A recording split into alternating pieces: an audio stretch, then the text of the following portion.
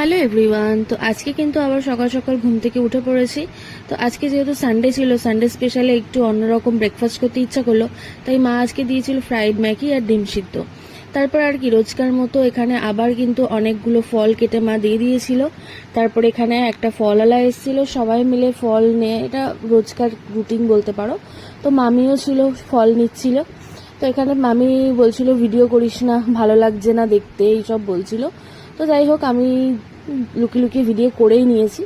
তারপর আজকে সানডে ছিল বলে কিন্তু বড়মশাই কিন্তু দেখা করতে চলে এসেছিল আজকে, কিন্তু অনেক দেরি করে এসেছিল, প্রায় 1টা বাজিয়ে ফেলেছিল। তারপর এখানে মা ঘরে এসে দেখি মা লাঞ্চের প্রিপারেশন করছে। অলরেডি সব রান্নাবান্না হয়েই গেছিলো, শুধু সেটা ফ্রাই করছিল।